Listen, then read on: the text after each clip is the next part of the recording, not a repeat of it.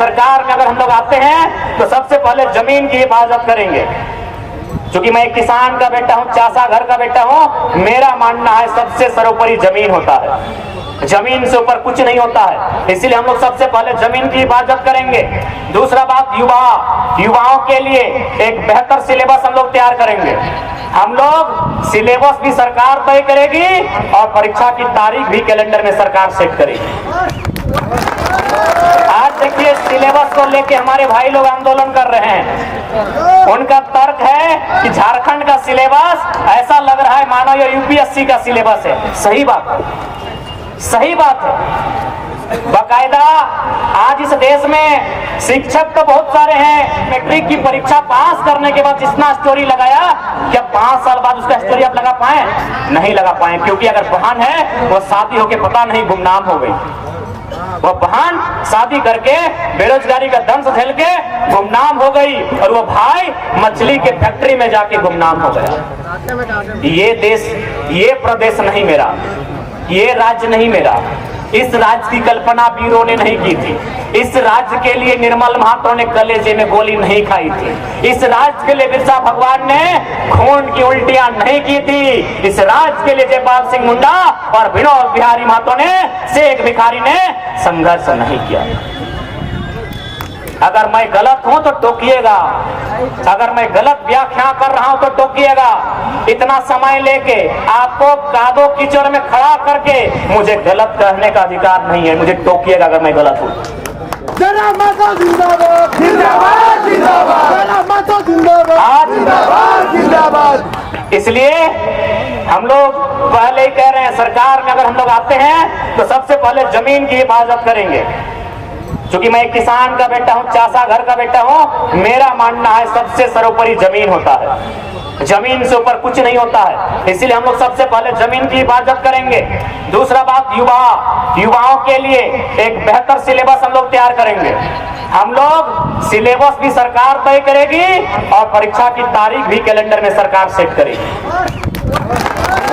आज देखिए सिलेबस को लेके हमारे भाई लोग आंदोलन कर रहे हैं। उनका तर्क है कि झारखंड का सिलेबस ऐसा लग रहा है मानो ये यूपीएससी का सिलेबस है। सही बात है, सही बात है। बाकायदा आज इस देश में शिक्षक तो बहुत सारे हैं।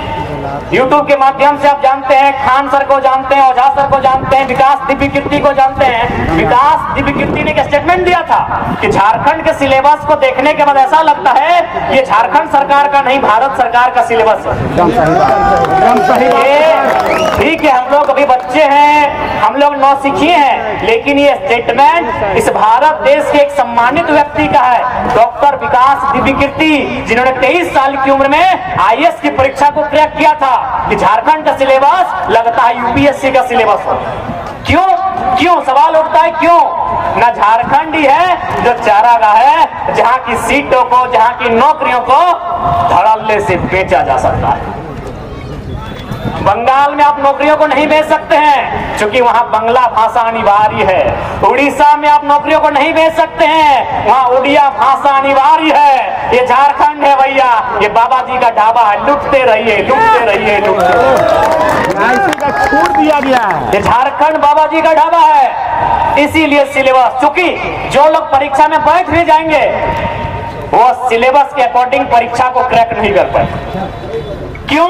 झारखंड के बच्चे तैयारी कैसे करते हैं? वो खेती बाड़ी भी करते हैं, माता पिता के कामों में हाथ भी बटाते हैं, परिवार का बोझ भी उठाते हैं और परीक्षा की तैयारी करते हैं। चलिए बीएड करने वाली गांव की बेटी की जानकारी लीजिए आप, क्योंकि बीएड करने के बाद वो शिक्षक बनती है, शिक्षिका बनती है।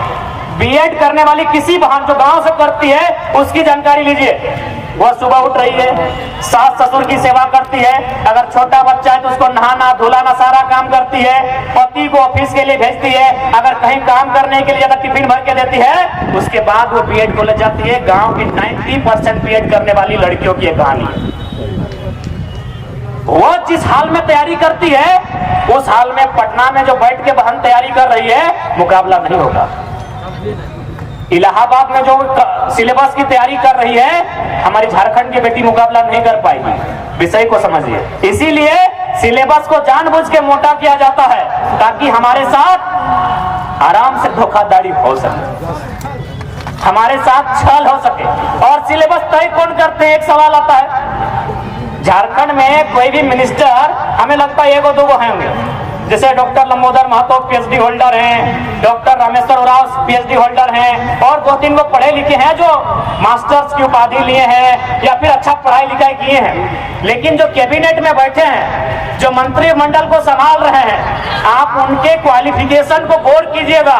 50% जो मंत्री हैं वो नॉन मैट्रिक है, यानी सिलेबस वो तय करेंगे नहीं, सिलेबस तय करेंगे आईएएस। बताइए कितने रांची के आईएएस हैं, कितने धनबाद के आईएएस हैं, कितने गुमला के आईएएस है। आईएएस तो हैं गैर झारखंड के, वो क्या करेंगे ना, एक रास्ता छोड़ के जाएंगे जिस रास्ते में लोग चोरी छिपे आ सके। आप सचिवालय चले जाइए, एक गैर झारखंडी ने कहा था, कोई कैलाश यादव जी करके हैं, सही कहा था कि सचिवालय 80% गैर झारखंडियों के कब्जे में है। कहां से आपके लिए बात होगी? इसलिए आज आप इस बात की आपको चिंता कीजिए। बहुत सारे लोग कहते हैं बाहर भीतर की बात करते हैं। देखिए हमारी लड़ाई बाहरी भीतरी की नहीं है, हमारी लड़ाई गैर झारखंडियों द्वारा जो जबरन कब्जा हो रहा है उसके खिलाफ की लड़ाई। हमारी लड़ाई बाहरी भीतरी की नहीं, जो बाहर के लोग कब्जा कर रहे हैं उस कब्जे के खिलाफ हमारी लड़ाई। मैं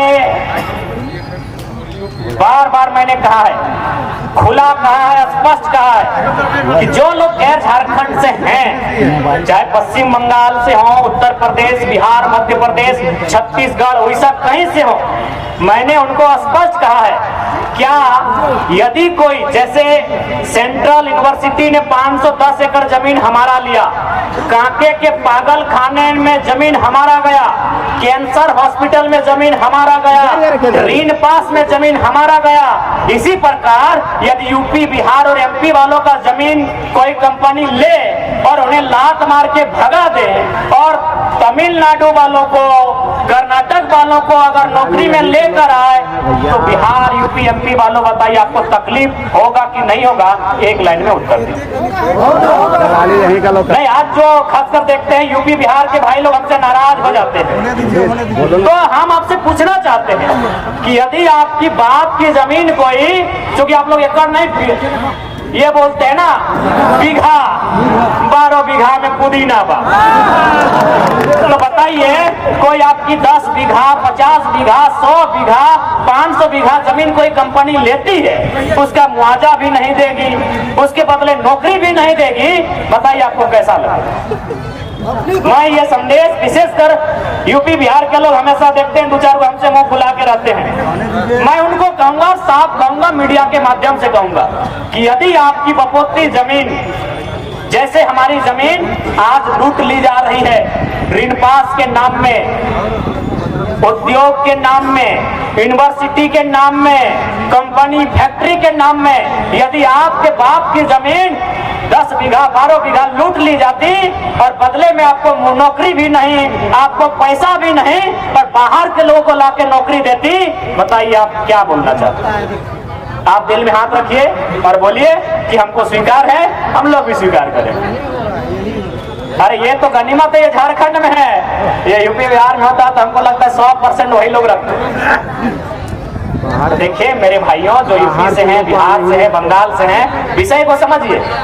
हमारी लड़ाई किनसे है, किस विचारधारा से है, सिस्टमेटिक कहाँ हमारी लड़ाई है, समझिए। बाकी अगर आप बात करते हैं तो ईमानदारी से बोलिए, आप जिस जमीन पे रहते हैं, जहाँ घर बनाए हैं, वह जमीन हमारी। आपके बच्चे जिस स्कूल में पढ़ते हैं वह जमीन हमारी। आप जहाँ नौकरी करते हैं वह जमीन हमारी। आपका जहाँ दुकान है वह जमीन हमारी। कब आपसे हमारी लड़ाई है भाई? हमारी लड़ाई उस सिस्टम से है जो हमारे साथ गलत व्यवहार कर रहा है। विषय को समझिए। क्या आप लोग बताइए गलत है?